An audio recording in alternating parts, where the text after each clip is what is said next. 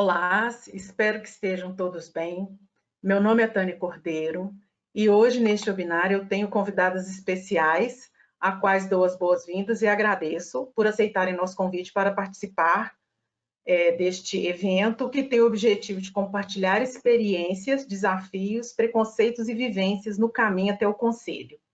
Hoje nós vamos falar como superar os desafios e trilhar um caminho de sucesso. Obrigada, Lúcia, André e Isabel, por estarem conosco hoje. Andréia Menezes, ela é bacharel em Física pela USP, encerrou uma carreira de 27 anos em área financeira em 2018, tendo iniciado como suporte da área de informática e terminado como presidente de instituição financeira. Por acreditar que a boa administração requer ética e transparência, Andréia foca em governança corporativa nos últimos 10 anos, e é conselheira certificada do IBGC, Instituto Brasileiro de Governança Corporativa, contribuindo para o networking de mulheres voltadas a conselhos de administração, tendo sido co-head por 2 anos do WCD. Andréia atuou em conselhos consultivos de empresas médias e startups, e atualmente está no Conselho de Administração do Banco Fibra e no Conselho da DEP-ESG. Andréia foca em educação continuada com vários cursos de governança corporativa do Brasil, nos Estados Unidos e na nova SBE de Lisboa. Atualmente está cursando o MBA ESG da Exame IBMEC. Obrigada, Andréia. Obrigada a você. Isabel Santiago. Isabel tem uma carreira de mais de 30 anos de experiência em conselhos de administração, fiscal, comitê de auditoria, CFO e gerente executiva, atuando em indústrias siderúrgicas, agrícolas, sucroalcooleiras, comércio, entidades fechadas de previdência complementar, institutos e fundações. Isabel foi presidente do Conselho de Administração do IA Brasil no biênio 21-22, né, Isabel? Estivemos juntas aí nesse período. Muito obrigada também por estar conosco hoje. Lúcia Casasanta. Lúcia Casasanta é conselheira de administração e coordenadora do Comitê de Auditoria do Grupo Madeiro, Santo Antônio Energia e VEM Conveniência, conselheira fiscal da WEG, coordenadora e membro do Comitê de Auditoria da Vast Infraestrutura, Profarma e Falcone Consultores. Foi conselheira de administração da Eletrobras, de Furnas, da CGT Eletrosul, tendo sido também diretora de governanças, riscos e conformidade da Eletrobras. Sua carreira profissional, também 29 anos de experiência em auditoria e consultoria em gestão de riscos na Arthur Andersen e Deloitte, dos quais 13 anos como sócia. Eu sou conselheira do IA Brasil, esse é meu terceiro mandato, né? Fui eleita aí para o triênio 23-25, e é uma honra recebê-las aqui, né? Mulheres empoderadas, e é muito bom estar com vocês hoje. Em comemoração ao Dia Internacional da Mulher, no dia 8 de março, o IA Brasil está realizando este webinar com o propósito de enaltecer a presença das mulheres em conselhos, os percalços enfrentados e além do compartilhamento de ideias e inspirações para outras mulheres que desejam trilhar este caminho. Então, eu queria começar a perguntar para a Isabel.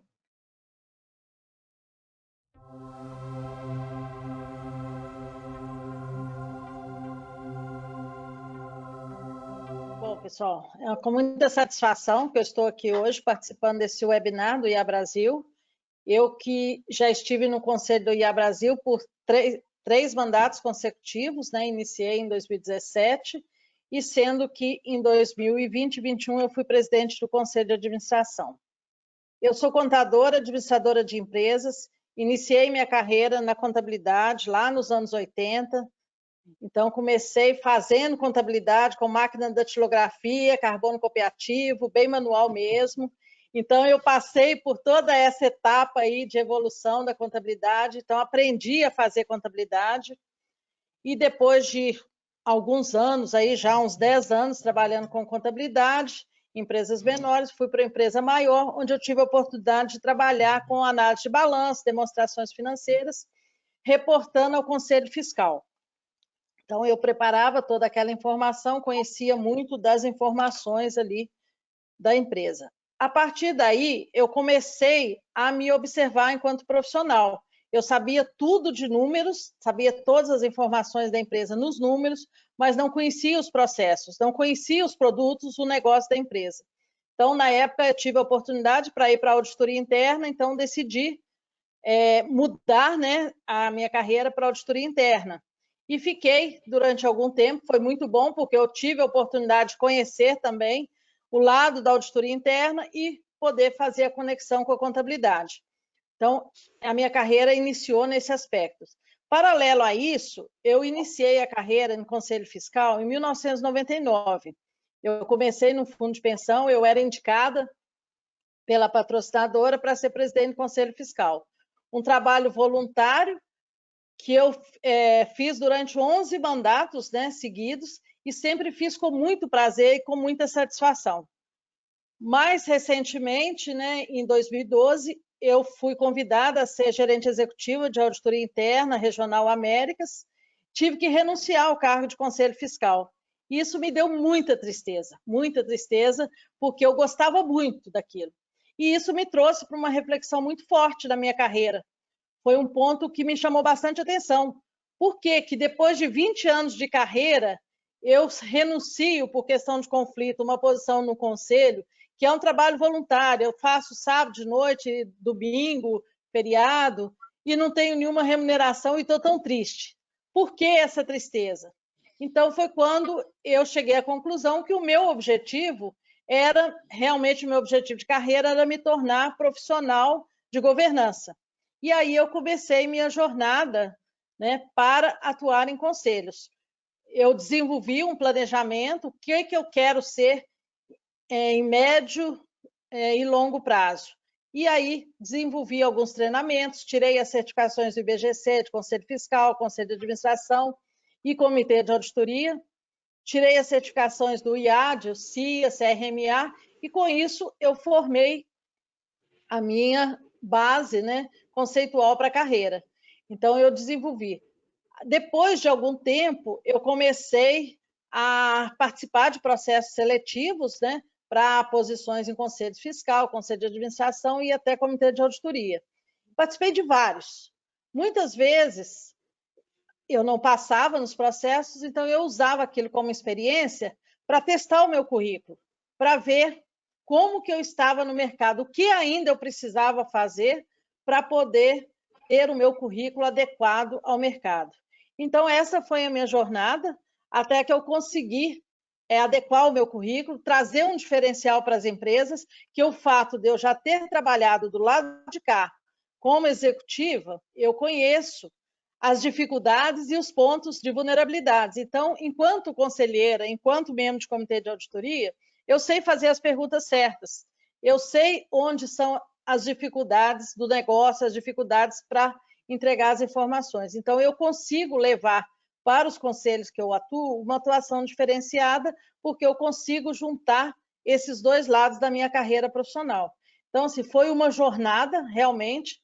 Hoje eu tenho 44 anos de vida profissional, então foi uma jornada para chegar até aqui, nessa posição de conselhos. Eu trouxe toda essa bagagem profissional aí de 44 anos de experiência. No IA eu tive uma satisfação muito grande de participar. Eu fui 60 anos de existência do IA, eu fui a primeira mulher a ser presidente do Conselho de Administração. Isso me trouxe muito orgulho. Então eu acho que isso mostra o quanto que a gente tem oportunidade, o quanto que a gente está desenvolvendo aí a nossa carreira e ocupando o nosso espaço. Obrigada, Isabel, por compartilhar conosco a sua trajetória, né? Sensacional. Vou fazer agora a mesma pergunta para a Andréia.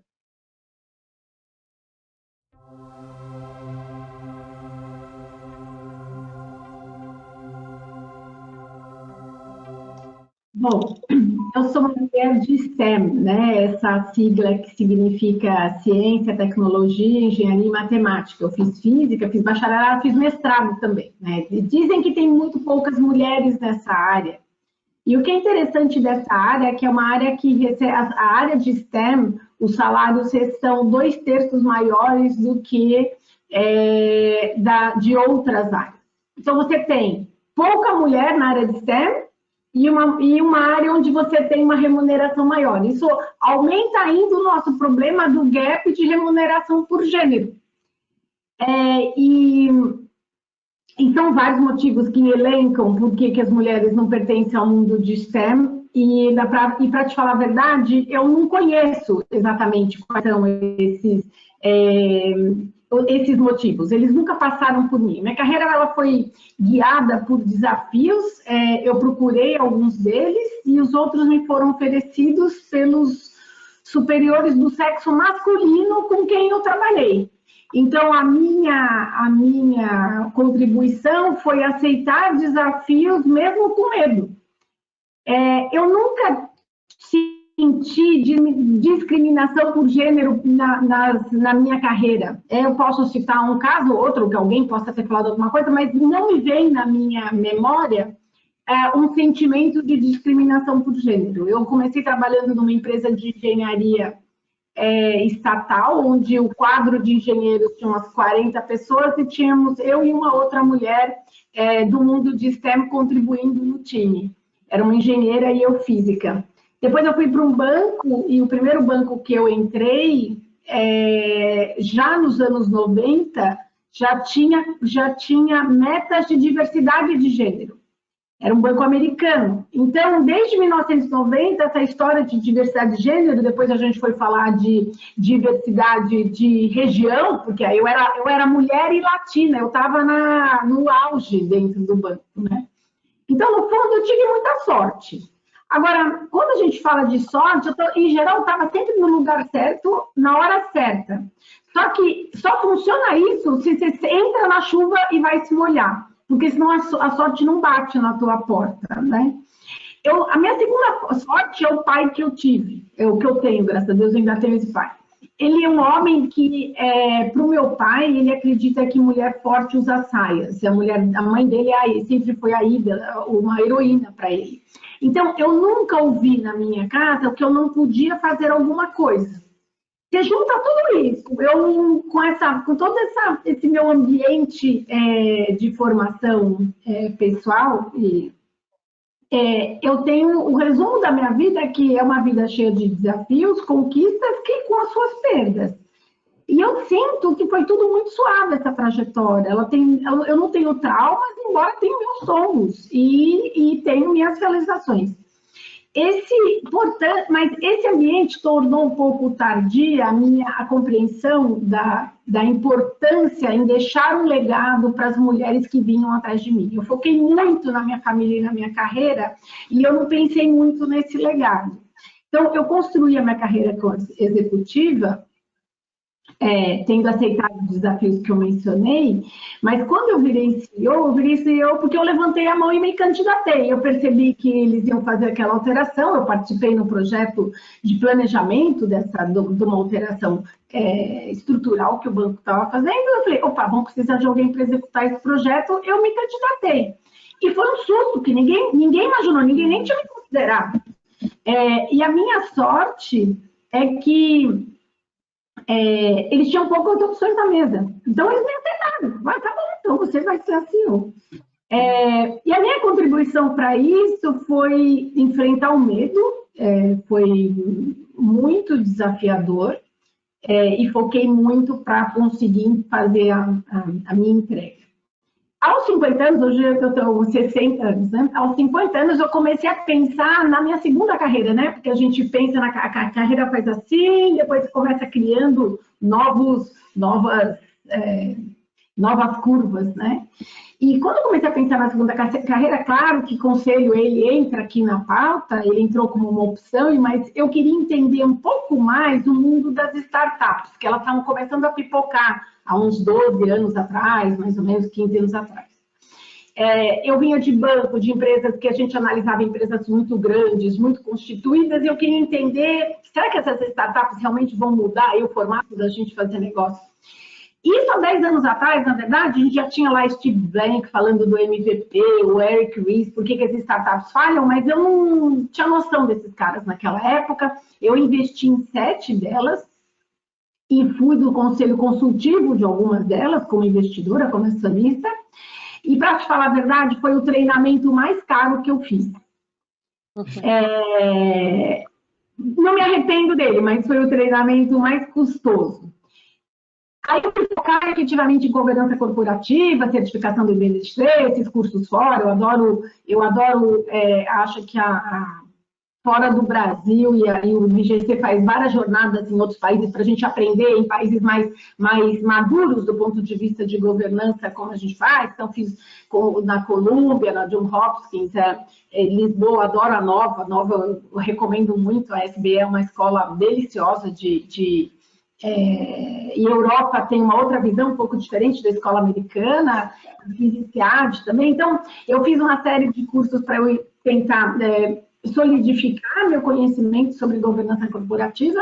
E em 2020 eu tinha que mudar um pouco, assim, como é que eu trago para mim como conselheira mais background do ponto de vista de inovação, embora eu estava assim no meio de várias startups, mas eu queria solidificar a minha visão governança em inovação e ESG. Então, eu faço o certificado do Conselheiro de Inovação, que é a GoNew, é uma escola que está proeminente e tem aí muitos parceiros, muitos amigos participando dessa jornada.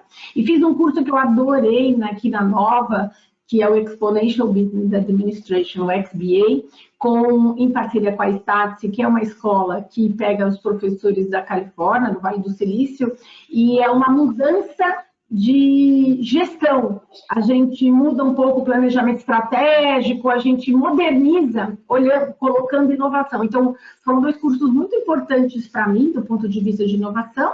E em 2020, essa startup, a DIP ESG, que faz software de mensuração de atributos ESG, me convida para participar do Conselho Consultivo. E a DIP, tenho ficado agora com a DIP também me dedicando um pouco como consultora, além de participar do Conselho Consultivo, e comecei um MBA de ESG pelo IBMEC, para fazer que nem a Isabel está até tem até uma lista de certificação que a Isabel me deu para eu correr atrás aqui, que estou precisando. O fato é que eu acabei de ser aceita para o Comitê de Finanças do IBGC, estou me candidatando pelo Comitê de Startups também, e sou conselheira do Banco Fibra, que é via networking. A gente fala um pouquinho quando a gente vai conversar um pouquinho sobre os desafios, como é que a gente faz para a gente chegar nesses conselhos e nada melhor do que o seu networking, a sua forma de expressar a sua contribuição, o que você efetivamente pode adicionar de valor com as suas competências. Então, eu acho que o mais importante é a gente querer muito sempre estar presente nas mudanças que a sociedade vem trazendo, que a forma de negócio vem trazendo, que a forma de gestão vem solicitando, e fazer isso que nós estamos fazendo. Quanto mais nós, mulheres maduras, pudermos dividir as nossas dificuldades e sugerir como é que o caminho das mulheres que são mais novas vão galgar, se a gente puder minimizar essa rota, tanto melhor. E por isso que eu sou do Women Corporate Director, que é uma comunidade de networking de mulheres em conselho, para a gente começar a fazer, começamos a tracionar um pouco o He4She, foi antes do He4She, a gente começou a trazer os homens conselheiros para bater papo com a gente, para a gente aumentar aí esse networking misturando gêneros e raças, porque agora a gente também está com o conselho das mulheres 101, das mulheres negras participando também desse contexto de adicionar valor para a sociedade.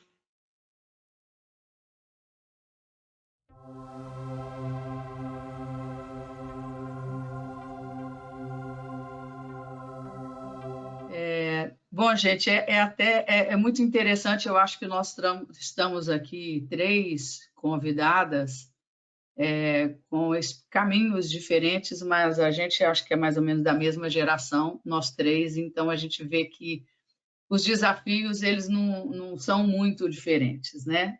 E se eu pegar um pouquinho do que a Isabel falou, desde que ela falou que envolvida no mundo da contabilidade, eu me lembrei aqui no início de carreira, eu me formei, eu fiz o curso de economia e achei um curso de economia muito teórico, o que já mostrava, já dava um indício muito do caminho que eu gostaria de trilhar, né? Eu venho de uma família de educadores. As mineiras aqui que estão presentes devem reconhecer o meu sobrenome, que é um sobrenome conhecido como de pessoas envolvidas com educação no estado de Minas Gerais. Mas eu sabia que eu não era dessa, embora eu respeite muito e tenho muito orgulho de fazer parte dessa família, da minha avó, que foi uma pessoa muito conhecida, de quem eu herdei o nome também, Lúcia. Ela sempre foi um exemplo de caminho a ser trilhado, sabe? Que mulher realmente ela não era para investir numa jornada única, nem ser heroína de ser jornada dupla, que era muito importante, entendo um parceiro que respeite a independência, que valorize a busca de uma autonomia, independência e busca de propósito, né? A gente fala muito em propósito hoje, e eu acho que isso que desde o início eu foquei. Eu quis buscar uma carreira onde a minha ambição sempre foi muito intelectual, não acadêmica, mas intelectual, e eu buscava esse caminho. Com isso, quando eu me formei em economia, eu achei o curso de economia muito teórico, eu não sabia o que fazer com aquilo. Falei, como é que você forma num curso e não sabe como que vai usar, não é? E apareceu uma seleção, um recrutamento, que é uma coisa muito usual, de uma empresa de auditoria que eu não sabia nem o que era auditoria naquele momento. Aí eu peguei, descobri o que era, conversei e falei, você nesse lugar que eu quero entrar, porque é um lugar onde, por méritos próprios, você tem a oportunidade de se desenvolver e alcançar um nível que é aquilo que eu busco, né? De ter um nível de conhecimento, de liderança e sempre valorizando muito o humano, o desenvolvimento profissional. Você, para ser promovido, você tinha de treinar a gente para ocupar o seu lugar. E essa dinâmica, ela é muito interessante, ela é muito enriquecedora, né? Então, eu fiz carreira no mundo da auditoria, era um Big 8 na época, hoje são só Big 4. Eu fui da Arthur Andersen, que era na época da Big 5, que acabou. Eu já era uma sócia nova quando o Arthur Andersen acabou. Fui a primeira sócia mulher no mundo. O mundo da auditoria era um mundo muito masculino, muito envolvido aí nesse estigma de que mulher não aguenta o tranco. Não é verdade, ela pode optar por não querer esse tranco, mas aguenta o tranco. Tanto é que eu aguentei, hoje tantas outras estão vindo, mas ainda é uma profissão, quando a gente olha para empresas de auditoria, majoritariamente masculino. Hoje eu sou capaz de dizer que sócios dessas empresas, as mulheres não devem ser muito mais do que 10% do contingente total. Mas foi a carreira que eu escolhi, fui muito feliz. Eu acho que, assim como a Andrea mencionou, não tive nada que me chamasse tanta atenção como preconceito ou não ter conseguido alcançar os meus objetivos por questões de gênero. Tá? Acho que não. Eu posso ter sido preterida e não ter nem percebido que isso ter sido pelo fato de ser mulher, mas devo ter sido muitas vezes preterida, mas fui escolhida outras vezes. E tenho certeza que não fui escolhida por ser mulher. Eu fui escolhida pela competência, naquilo que estavam buscando. Então, eu nunca olhei com essa revolta. Eu acho que isso é uma questão interessante. A gente tem que buscar, sim, apoiar. Conheço bastante esse caminho onde a Andrea trilha aí, WCD, sou associada do WCD. Acho que isso é extremamente importante, a gente se unir nestes grupos, mas é muito importante você se mostrar e se dar bem neste mundo masculino, porque isso era um lugar só deles, gente. A gente tem que entender um pouco como é que o homem se comporta nisso. Isso era um lugar só deles. Conselho, eu costumo dizer que conselho ainda é no Brasil, pelo nível de maturidade que a gente tem das empresas brasileiras, conselho é um clube de amigos. Então, a gente tem que fazer parte desses amigos. Então, tem que dar um jeito de ser amigos dessas pessoas também, ser amigas dessas pessoas. E aí a gente pode, é a chance que a gente tem de ser indicado, porque é natural as pessoas indicarem os seus semelhantes, a quem eles se enxergam. Então, hoje a gente tem um processo grande de conscientização dos homens de bem sobre isso, para que eles percebam que tem um viés inconsciente na escolha de pares, né? Porque a gente é indicado nestes processos, e dê oportunidade para mulheres. Então, a gente tem que estar presente, não adianta a gente estar escondida. Então, networking é fundamental, buscar se relacionar, conviver em ambientes profissionais, onde ele tem encontros, eventos, onde se discutem questões de governança ou outras técnicas de preparo para isso. A minha preocupação, quando eu decidi passar para a nova trajetória profissional, que eu deixei o mundo depois de quase 30 anos, eu deixei o mundo da auditoria, da consultoria, que era em gestão de riscos, a minha especialidade. Eu achei que eu ia entrar diretamente, que ia ser uma pessoa que ia ter facilidade para entrar para comitês, por exemplo, comitês de apoio a conselho, porque a minha carreira foi formada em auditoria e risco. Você tem um comitê que chama Comitê de Auditoria e Risco. Eu falei, poxa vida, não tem nada que dá um fit melhor do que o meu perfil. Mas eu vi que não era por aí. Que eu tinha de fazer parte desse clube, eu tinha de ser reconhecida por esse clube.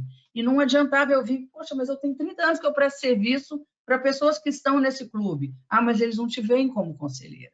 Eles não te veem como membro que não seja o auditor, né? O outro lado. E foi nesse caminho, tentando buscar essa posição e, obviamente, tentando me preparar da forma com treinamentos disponíveis, fiz cursos também, isso durante a minha carreira, mas logo que saí, curso mais voltado à estratégia, com uma visão mais ampla, fiz na Wharton, nos Estados Unidos, fiz no IMD, na Suíça, isso enquanto eu estava na Deloitte, cursos que abrem mais a visão em termos de negócio. Então, acho que o preparo é muito importante para que a gente tenha segurança na hora de buscar esses posicionamentos. Mas percebi, e aí aconteceu uma outra oportunidade na minha vida, nessa minha trajetória, que foi a oportunidade de ser diretora de compliance na Eletrobras, naquele auge da Lava Jato, num momento de crise. Eu fui selecionada no processo externo e eu percebi que ali era aquele negócio, é o cavalo selado que passa, que você monta ou você pega a oportunidade ou não, que seria a minha oportunidade de atuar do outro lado da mesa. Tá? Eu sempre fui auditora e consultora até o momento, e agora eu tenho que mostrar que eu também sei implementar e fazer a coisa acontecer. Então, foram 4 anos que eu estive na Eletrobras, numa nova gestão que fez a virada da Eletrobras. Então, eu acho que foi uma gestão que a gente teve muita felicidade, muito sucesso, com muitas barreiras enfrentadas, que a gente vê consequências até hoje. Hoje está aí a Eletrobras privatizada. Não foi o intuito inicial. E lembrando a minha posição, quando eu entrei na Eletrobras, eu entrei como diretora de compliance, a Eletrobras estava com as suas ações na Bolsa de Nova York suspensas de negociação, porque tinha um processo de investigação interno que não estava concluído.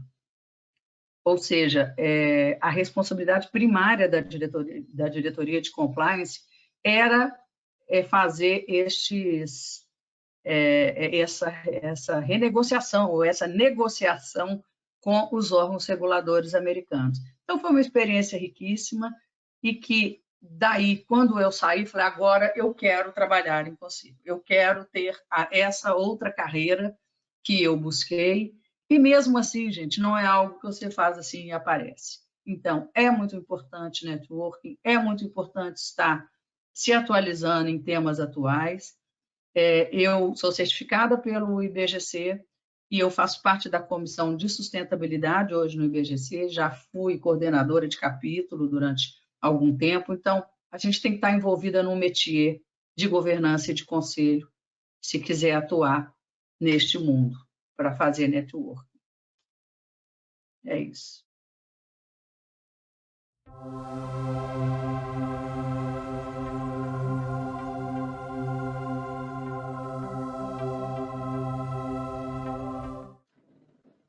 Eu acho que eu até comentei um pouco aí na minha fala, eu acho que o desafio que está mais vibrante ainda na minha memória foi esse desafio dos 4 anos como diretora de compliance da Eletrobras.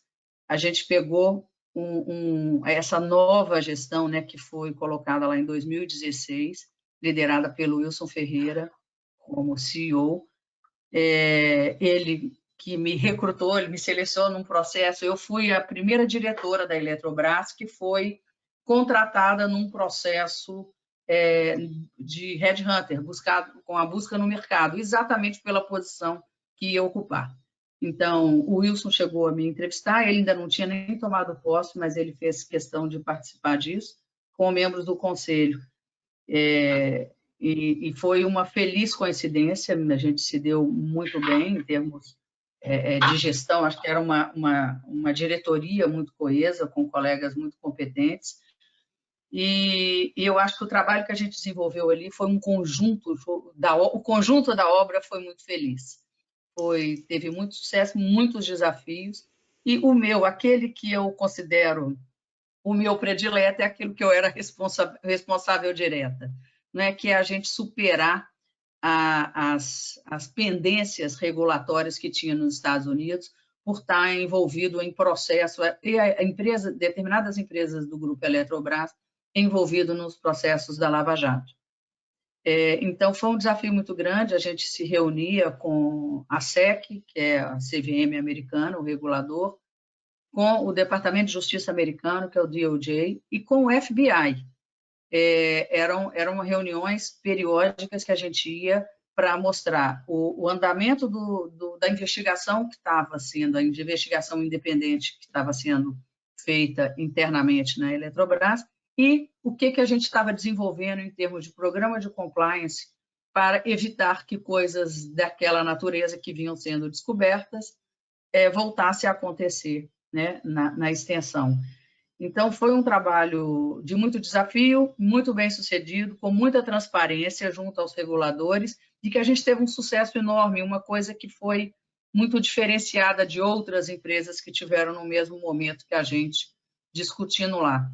A primeira coisa que inusitada, e isso não aconteceu, não tem outro caso que a gente tenha conhecimento, é que o DOJ, num determinado momento, ele se deu por satisfeito e ele falou, olha, eu não preciso de mais informação, eu vou declinar em processar a Eletrobras. Então, vocês seguem com a SEC. E sempre o DOJ e a SEC foram até o final destes processos. Então, isso já foi algo muito inusitado e uma vitória muito grande que a gente conseguiu nesse processo. E seguimos mais 6 meses negociando para fazer um acordo com a SEC, porque tinham achados de corrupção dentro da Eletrobras, teve presidente de empresa do grupo Eletrobras que foi preso na Operação Lava Jato, então não tinha como falar que controles de governança não falharam, eles falharam dentro da Eletrobras. Então aquilo precisava de ser penalizado.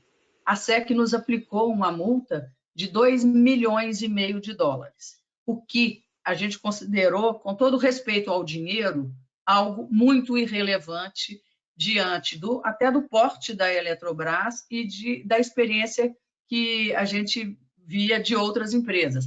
Só a título de exemplo, as proporções foram diferentes dos casos, mas a Petrobras pagou uma multa para ter um acordo com a SEC e com o DOJ, porque o deles seguiram junto até o final, de $1,5 bilhão. Então, é uma diferença absurda. A gente fez um acordo com o Class Action, que teve essa ação de minoritários que foi movida nos Estados Unidos, para que eles também desistissem da ação. A gente fez um acordo para não levar a ação até o final, que fechamos em $14 milhões. o acordo da Petrobras para fechar o class action foi de 3 bilhões de dólares. Ou seja, tudo foi muito bem sucedido naquilo, na forma, na condução, na estratégia, com todo o respeito e a minha admiração aos pares, né, aos nossos contratados, advogados e outros apoios que a gente teve, mas foi uma experiência muito legal e que me deu muita segurança e confiança no futuro, naquilo que eu queria fazer, porque era algo que eu nunca tinha feito e que eu vi que eu conseguiria, né, e que eu consegui com sucesso. Foi uma experiência muito bacana.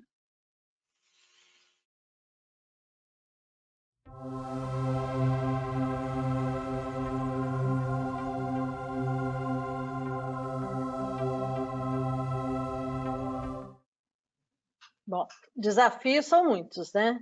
Então, a gente sempre tem muitos desafios. A nossa carreira ela é construída em cima de desafios e de superações. Mas um desafio muito grande que eu tenho muito orgulho foi exatamente naquele momento que eu comentei anterior, que eu resolvi mudar para o lado de conselhos, atuar como profissional de governança. Eu estava já há mais de 25 anos na carreira executiva, trabalhando com contabilidade, auditoria, gerenciamento de risco. Estava feliz, era, vamos falar assim, algo que eu gostava de fazer, sempre gostei, gosto de fazer, mas eu sentia falta de alguma coisa na minha carreira. Eu sentia que eu ainda não tinha dado o máximo de mim, que ainda tinha espaço para poder desenvolver. Mas como fazer isso? Uma coisa que foi falado, que é muito importante, eu concordo, que é o network. Eu já tinha quase 30 anos trabalhando na mesma empresa, conhecendo as mesmas pessoas. Como criar esse network? Como desenvolver a minha carreira nesse outro lado de profissional de governança? Então, isso foi uma reflexão muito forte que eu fiz. Desenvolvi um planejamento, que a primeira coisa que a gente precisa num planejamento é ter um objetivo. Então, a partir do momento que eu tive claro para mim que o meu objetivo era ser profissional de governança, eu comecei a traçar um planejamento. Quais eram as ações que eu tinha que fazer? O que eu precisava fazer para alcançar esse objetivo? E, gente, carreira é passo a passo. A gente constrói. Não tem jeito de falar, vou pular daqui para ali. Não tem jeito. Então, eu desenvolvi um planejamento passo a passo, em curto, médio e longo prazo, e defini as ações que eu tinha que fazer. E fui seguindo fielmente aquelas ações, que aí vem a certificação, tirar as certificações, aumentar meu network, conhecer pessoas, trazer uma bagagem profissional que eu pudesse oferecer para o mercado, que eu pudesse ser uma profissional diferenciada, porque eu precisava chegar no mercado com uma bagagem, vamos falar assim, repleta de experiências, repleta de vivências que eu poderia compartilhar nos conselhos e comitês que eu fosse participar. Então, eu comecei a montar a minha bagagem. E como que foi isso? Foi através dos treinamentos, mas mais do que isso, foi desenvolvendo inteligência emocional, resiliência, que são também muito importantes na nossa jornada de sucesso na carreira. O que eu fiz também nesse meio do caminho, que eu achei muito interessante, que eu tenho muito orgulho, foi o seguinte: eu testei meu currículo no mercado. Todas as oportunidades que apareciam, eu me candidatava. Sabia que às vezes eu não ia passar.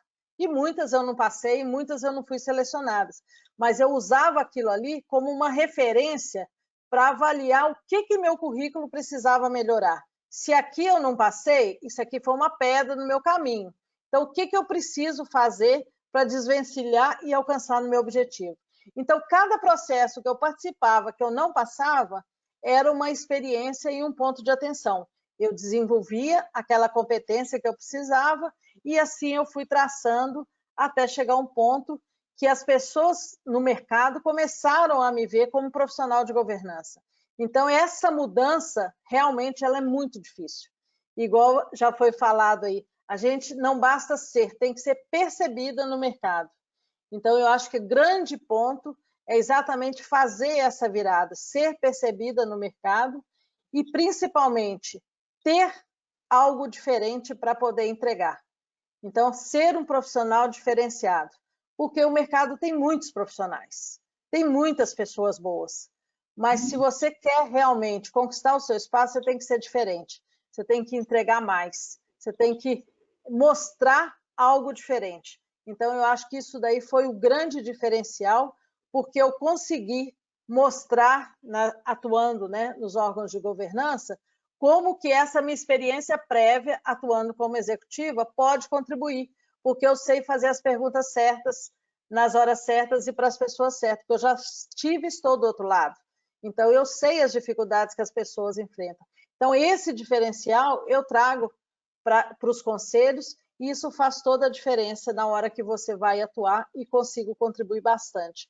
Então, eu tenho muito orgulho de ter feito esse planejamento estratégico, ter executado, ter conseguido direcionar a minha carreira, e agora, depois de 40 anos, 44 anos aí de vivência profissional, eu começo a colher os frutos aí de todo esse planejamento.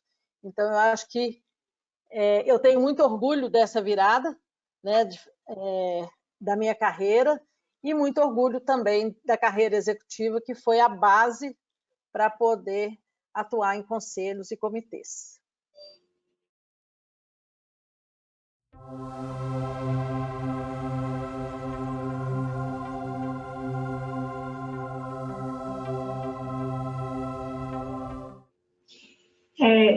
Eu gosto da fala da Isabel, quando ela fala que acho que um dos grandes desafios que a gente tem é quando a gente vai fazendo as nossas mudanças de carreira e a gente tem que ser percebida como um outro profissional na mudança de carreira. Então, quando eu quis me candidatar ali para ser CEO e tive bastante dificuldade, obviamente, num grupo que me conhecia fazendo uma outra atividade, eu era tesoureira, a ser percebida como tal. E essa dificuldade de você trabalhar essa percepção, ela, inclusive, ela causou... tiveram pessoas que fizeram ali as suas ponderações com a matriz contra a minha nomeação. E foi uma situação foi uma das situações mais difíceis pelas quais eu passei, mas a mais gratificante como resultado, porque eu tinha um mentor, né? E aí eu sugiro a todas as mulheres que ainda não têm um mentor dentro do seu mundo corporativo que o tenham, né? Você sempre precisa de alguém para que você possa conversar e que apoie a sua carreira e que te mostre caminhos onde você pode seguir. E esse meu mentor me mandou um recado: olha, tem algumas pessoas XYZ que estão ali colocando algumas adversidades nessa sua mudança de posto. E o chairman vai te chamar. Você vai ter uma conversa com ele. Só se prepara, fica tranquilo, mas vai te chamar. Bom, o chairman do banco ia me chamar. Meu Deus do céu. Eu falei, bom, chama coach e fica um mês me preparando para a conversa do coach sem eu saber exatamente qual era o problema a apresentar. E vou te falar que quando eu fui chamada, quando marcamos a reunião, eu fiquei 3 horas como o chairman e depois fiquei mais 5 anos como CEO e nunca mais consegui ter 15 minutos com ele. Então, essas 3 horas que eu tive com ele e foi uma preparação muito boa pela coach. E o nosso papo foi extremamente construtivo de ambas as partes, onde ambos conseguiram colocar as suas preocupações e as suas características. E eu vou dizer para você que foi uma das reuniões mais construtivas da minha vida. Ela foi bastante... foi muito proveitoso para os dois, a impressão que me deu. E a coroação disso é que uns 2 anos depois teve uma festa lá na matriz do banco, e uma festa que tinha 1000 pessoas.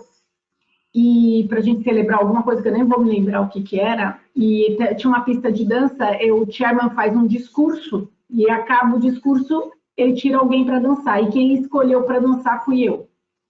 E isso, para mim, foi muito significativo, porque a gente construiu uma aliança e foi uma oportunidade que eu tive para mostrar as minhas qualidades, meus pontos a desenvolver. Nós dois mudamos percepções nessa conversa, então foi um dos maiores desafios que eu tive e foi uma lição, porque o que me chamou muito a atenção, as pessoas que efetivamente levaram ali essas suas preocupações para a matriz, todas foram mulheres, foram 4 mulheres.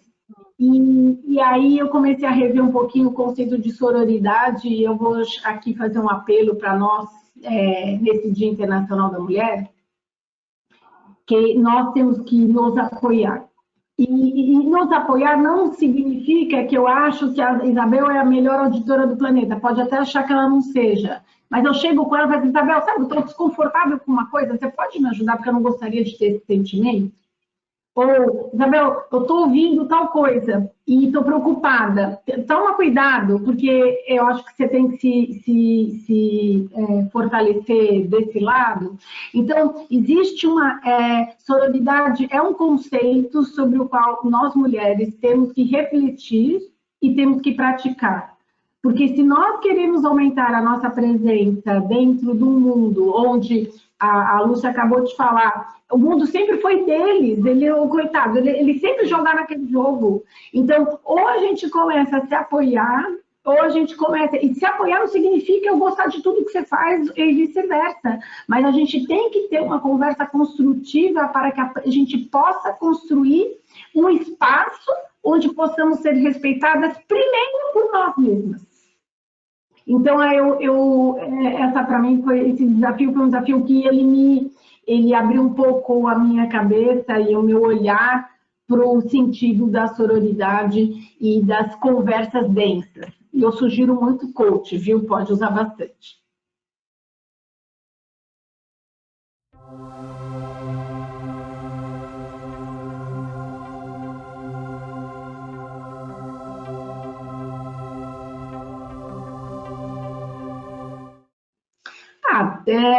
Eu acho que, olhando tudo que eu comecei falando por aí, da minha trajetória, eu acho que a primeira coisa que eu pequei, e aí eu vou deixar um conselho muito grande para vocês não pecarem, que é trabalhar como eu foquei muito na minha carreira, e família, e saía correndo, 2 filhos, e marido, e mãe, etc, etc, eu pensei muito pouco na minha educação continuada. Foi um erro. Eu demorei muito tempo para eu começar a entender esse conceito do lifelong learning, que ele é vital para a sua formação como profissional e como pessoal. Não estou falando só para você fazer cursos que sejam em matérias específicas. Você pode fazer coisas que podem ser seu mindfulness. Qualquer coisa, assim, eu estou querendo dizer que eu acho que as coisas têm mudado numa velocidade extremamente grande. A gente achava que o mundo era VUCA, agora o mundo é bunny, você vê que uma coisa muda. E a quantidade de informação que a gente recebe, que a gente tem que declutir, ela é muito grande. Então, você tem que focar alguém tem que te dar um resumo para você focar especificamente em materiais, em qualidade, em processos, em cursos, em técnicas que vão te ajudar para a sua formação executiva e profissional. Então, meu primeiro conselho é eu esperei muito tempo entre meu finalização do mestrado até o meu primeiro curso, que foi no INSEAD, eu demorei 30 anos ou 25 anos para poder fazer. Então, foi um erro grande. Que tudo bem que agora minha mãe falou que eu não faço outra coisa que ser um curso. Toda hora eu estou fazendo, já fiz 2 MBAs em 10 anos. Então, agora eu sou a mulher do curso. Eu acho que, e a segunda coisa, acho que a Lúcia comentou isso, que é muito importante, e a Isabel essa fala da gente ser percebida na nossa função de conselho, essa conquista por vagas em conselho, ela é fruto de um networking estruturado. Porque se você não fizer um networking estruturado seu, como você vê que começa com as suas competências. Porque não adianta você, com 40 anos de idade, você até pode botar onde você trabalhou. Com 40 anos de carreira, a gente nem põe onde a gente trabalhou. A gente tem que falar o seguinte, com 40 anos de carreira, eu tenho essas competências. competências, ó. Competência A que o conselho vai usar. Que competências que um conselho usa e quais são as competências que eu tenho que adicionam valor para esse conselho.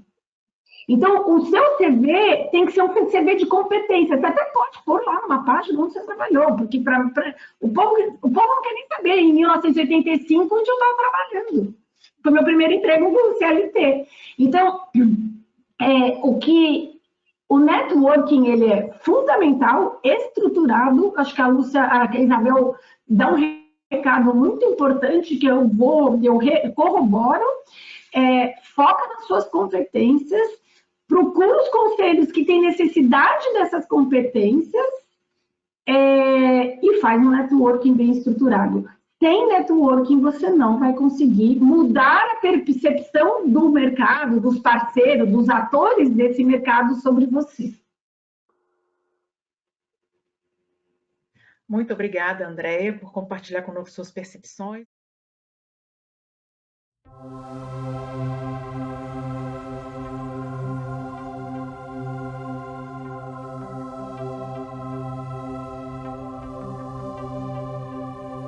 Bom, eu acho que a Andréia falou muito bem aí com relação a essa questão de percepção.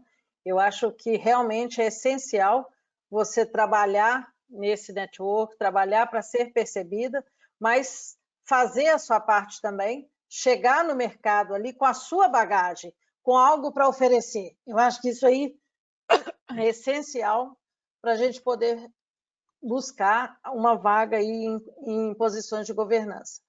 Mas o principal conselho que eu gosto de falar muito, até para essa nova geração que está chegando, que está muito ansiosa por crescer, por desenvolver, que não tem paciência, é paciência, resiliência e planejamento. Uma carreira se constrói, uma carreira é uma jornada. Então, desenhe os passos que você quer seguir e aonde você quer chegar. Isso é o mais importante. Agora, mapeia também os riscos aí de você não alcançar. Quais são as pedras que você pode encontrar no seu caminho? E o que você pode fazer para evitar aí que essas pedras te atrapalham, para mitigar esses riscos?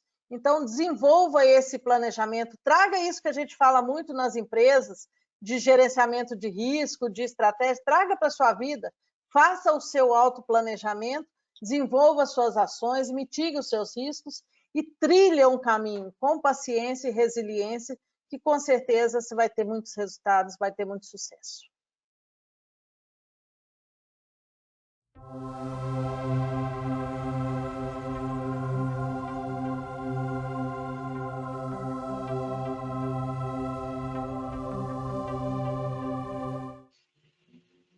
Bom, gente, conselho, se fosse bom, a gente cobrava, mas eu acho que o conselho que a gente dá é pelo exemplo, né? Eu acho que nem tudo que eu tentei na minha vida eu tive sucesso, isso é muito importante. O que a gente tem que entender que as portas que se fecharam, ou as coisas que não deram exatamente como a gente quer, elas têm que servir de aprendizado.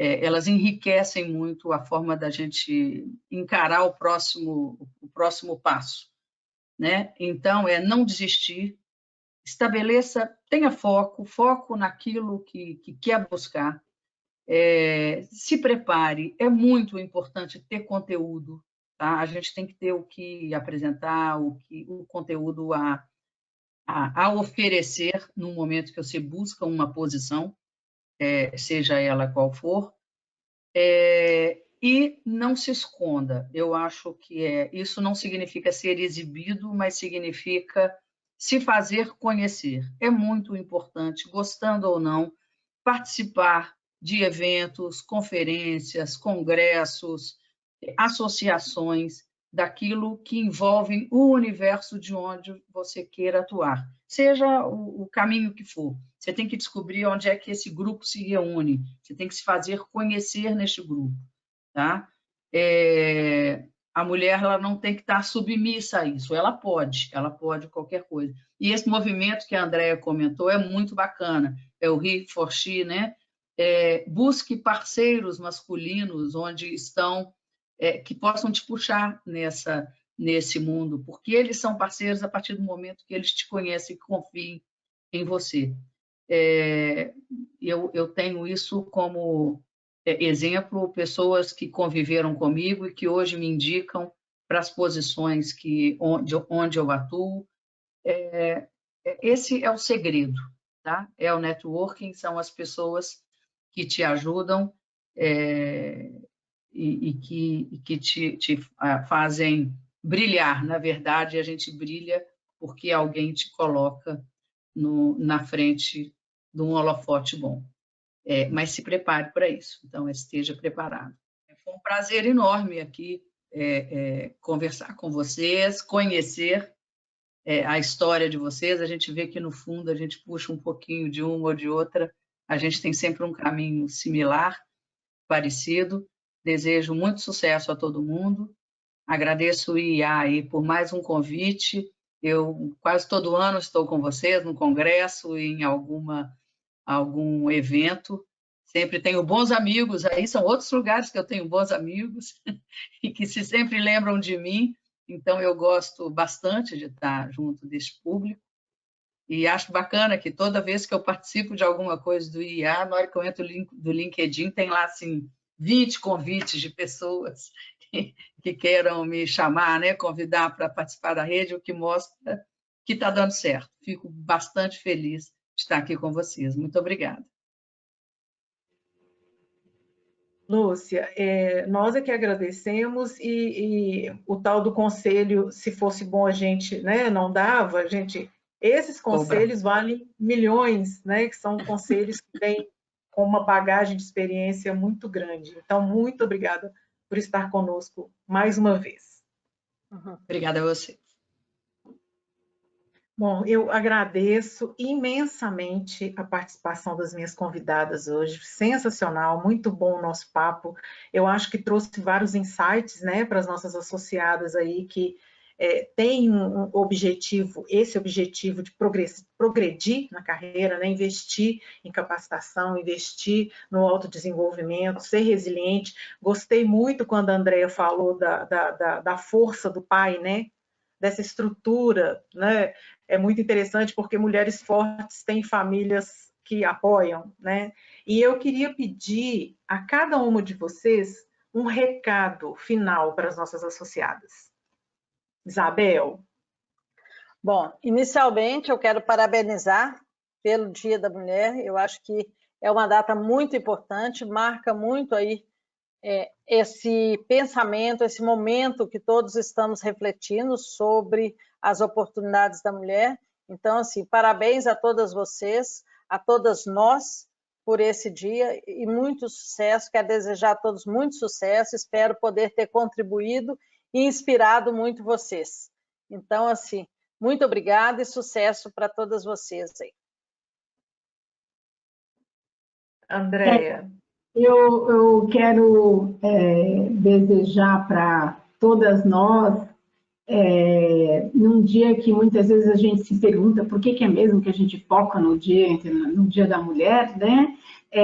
Infelizmente ainda a gente vive numa sociedade onde nós temos que lutar por direitos, por espaço, por respeito, então que a gente possa juntas, respeitando as nossas próprias diferenças, a gente possa, aonde a gente esteja, poder atuar como um catalisador de um mundo mais igualitário, onde as diferenças das opiniões elas vão ser respeitadas e vão ser ouvidas, e que a gente possa se ajudar no mundo corporativo, incentivando mais mulheres à liderança, incentivando mais mulheres a irem à diretoria, mais mulheres CEO, e também, eu vou aproveitar aqui e falar no mundo da política, cada 2 anos a gente tem eleição, e está na hora da gente ter um legislativo que nos represente, que a gente tem hoje um legislativo com 15%, 18% de participação de mulheres, e cabe a nós, mulheres, procurar candidatas para que a gente possa aumentar essa participação. Então, eu acho que faz parte da nossa missão de tornar um mundo onde as posições de decisão sejam mais igualitárias, faz parte nosso propósito de contribuir para isso. Então, eu desejo para vocês aí uma boa jornada. Meu LinkedIn, Andréa Menezes, vocês vão achar e se eu ia puder divulgar, eu agradeço, para que vocês possam me contactar e a gente tomar um café se precisarem. Grande abraço, eu quero agradecer muito a vocês. Nós é que agradecemos, né, mais uma vez a participação de vocês, a disponibilidade, o cuidado, o carinho conosco, e em nome do IA eu desejo a todas um excelente Dia das Mulheres e que o sucesso venha coroar todas essas jornadas, né, que são bem... É um esforço muito grande, né? Porque são vários papéis, né? Então, mais uma vez, muito obrigada e um sensacional Dia Internacional das Mulheres para todas.